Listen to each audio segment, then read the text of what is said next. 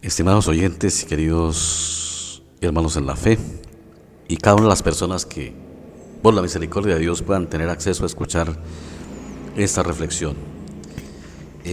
Vamos a hacer una meditación esta mañana basada en un texto del Evangelio según San Mateo, el capítulo 10, los versos 16 hasta el 25, que dice así: He aquí yo os envío como ovejas en medio de lobos. Sed pues prudentes como serpientes y sencillos como palomas. Y guardaos de los hombres, porque os entregarán a los concilios y en sus sinagogas os azotarán. Y aun ante gobernadores y reyes seréis llevados por causa de mí para testimonio a ellos y a los gentiles.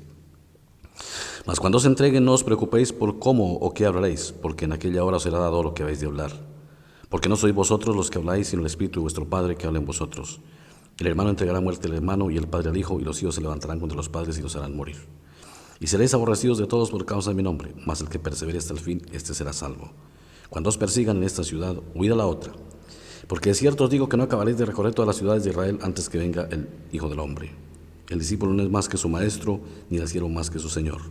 Basta al discípulo ser como su maestro y al siervo como su señor. Si al padre de familia llamaron Belcebú, cuanto más a las de su casa. Amantísimo Dios, muchísimas gracias por tu palabra que nos exhorta, nos advierte y nos alerta. Como este pasaje, Señor, la advertencia que nos hace, también nos pone frente a los acontecimientos que suceden, que han sucedido, Señor. Ilumínanos para escudriñar tu palabra. Amén. Este pasaje está dentro del contexto de la misión de los 12. Y el Señor Jesús, cuando los envía a los 12, les advierte todas estas cosas. Para los 12 eran nuevos, para los 12 era nuevo lo que iban a hacer. Ser discípulos era algo nuevo en todo sentido. Ellos venían de un mundo pagano, de un mundo que no conocía los caminos de Dios, y mucho menos irían a imaginar que haber sido llamados al apostolado implicaba lo que Jesús les dice. Para ellos sí era una sorpresa. Sí tuvo que ser una sorpresa. Cuando Jesús les dice: yo los voy a enviar, pero ustedes van como ovejas en medio de lobos.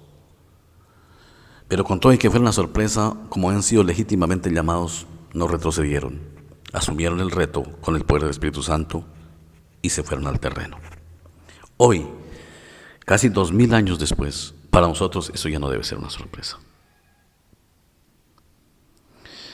Si en algún momento hubiese pasado que un apóstol hubiese enseñado lo que hoy se enseña tan fácilmente en la iglesia, de que la vida cristiana es color de rosa y es prosperidad económica y riqueza y otro poco de cosas más, bendiciones en el mal sentido, a veces malentendidas, pues uno aceptaría. Ellos hasta ahora estaban conociendo el camino, no tenían ni idea de qué les esperaba.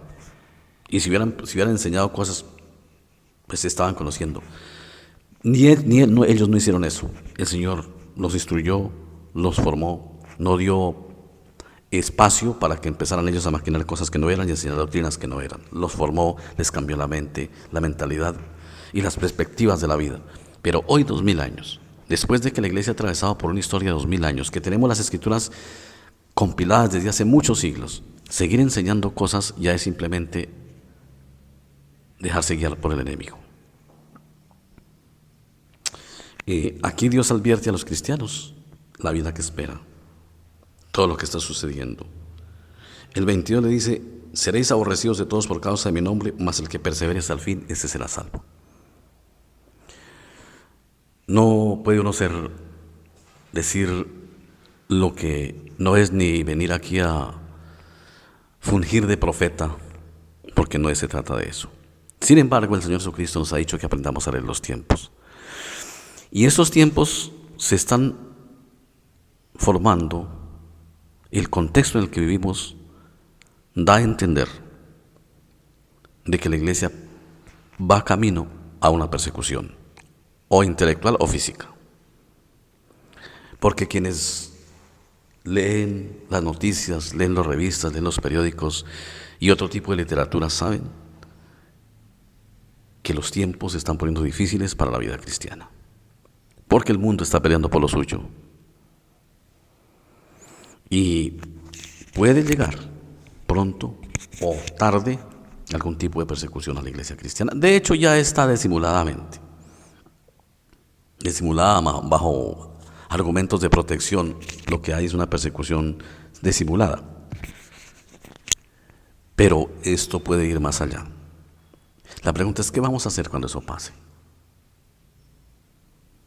Si alcanzamos a nosotros a experimentarlo. Pidámosle a Dios valor y sabiduría para actuar. Porque eso sí, con toda certeza, tenemos que ser conscientes de que nuestra carne no aguanta nada.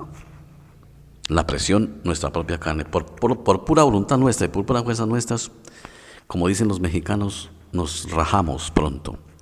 Pidámosle a Dios que cuando llegue ese día le dé el mismo valor a los apóstoles para afrontar las situaciones. Nos llene de valor, nos sostenga, no nos deje caer, porque no es cosa tan fácil. Una cosa es decirlo ahorita que estamos de todas maneras con cierta libertad y con cierta paz, y otra cosa es en caso que Él llegue. Pero el contexto se está poniendo difícil, poco a poco esto se va poniendo difícil. Las iglesias ya van a estar sometidas a normas, el cuento de la protección sí, pero detrás de eso hay otras cosas. Ya hay decretos contra ciertas pronunciaciones que la iglesia no puede hacer, que eso ya viene desde unos años atrás. Bueno, debemos estar preparados, ¿sí? En todo tiempo debemos estar preparados, así no hubiese estos indicios de nada, pero tenemos que pedirle al Señor que nos dé mucha fortaleza, orar, pedirle a Dios que en oración que nos ayude, que los momentos difíciles nos dé el valor para afrontarlos, ya sea a nivel personal o a nivel comunitario. Porque ahí es donde la carne es débil y puede flaquear. Que nos mantenga firmes. Porque eso sí, la iglesia viene profesando una fe a todos los vientos porque ha tenido libertad. Pero ¿qué pasa cuando la libertad ya sea coartada? Cuando ya esté bajo condiciones o en caso extremo y Dios no lo quiera, que puede llegar a ser bajo amenazas, inclusive de pena de muerte, por ejemplo. Tenemos que orar, porque esto que está escrito aquí se cumple y se viene cumpliendo y se cumplirá en todos los tiempos. Entonces, esto es la rodilla a Dios. Dice, el que persevere hasta el fin, este será salvo. Y luego él termina diciendo, el discípulo no es más que su maestro, ni el siervo más que su señor. Basta al discípulo ser como su maestro y al siervo como su señor. Si al padre de familia le llamaron Belcebú, ¿cuánto más a los de su casa? Entonces el Señor dice, si a mí me persiguieron, a ustedes también, porque el discípulo no es más que su señor. Y eso es lo que tenemos que tener en cuenta. De todas maneras, la Biblia nos dice que ser perseguidos por causa de Cristo es un privilegio. Bienaventurados seréis cuando se os persiga, dicen en las bienaventuranzas del Sermón del Monte. Cuando por mi culpa os maltraten, os ultrajen y os persigan. Bienaventurados. Hoy se está hablando del bienaventurado, el que no sufre, porque supuestamente Dios lo tiene bendecido y protegido. La Biblia dice que bienaventurado el que sufre. Y todo al revés. Hoy se está enseñando muchas cosas al revés de lo que es. Claro, eso nos forma una mentalidad engañada, porque si a nosotros nos están diciendo las cosas, no nos preparan, no nos dicen las cosas por temor. Uno tiene que... Cuando un soldado es reclutado para las Fuerzas Armadas, allá no le dicen mentiras, allá le dicen la verdad. Allá lo entrenan y le dicen, usted puede morir en batalla porque esto es de batalla, esto es de guerra, esto es de terreno peligroso, esto es de estar entre el enemigo. ¿Qué tal si llegan y le dicen al soldado, no, mijo, aquí esto es todo bonito, esto tranquilo, esto aquí no va a pasar nada, lo sacan al terreno y el primero muere porque no estaba preparado? El Señor preparó a sus soldados. Los que no queremos escuchar la preparación somos nosotros. El Señor nos advierte, cuidado, porque el camino de la fe es hermoso, es un don de Dios hermoso, regalo inmenso, regalo más grande de los regalos, pero tiene sus peligros, tiene sus resistencias, tiene sus momentos difíciles. Eso es lo que el Señor nos advierte. Por eso dice, seréis perseguidos por causa de mi nombre. El Apocalipsis también, aunque el Apocalipsis es el triunfo de Dios contra el mal, muestra las persecuciones.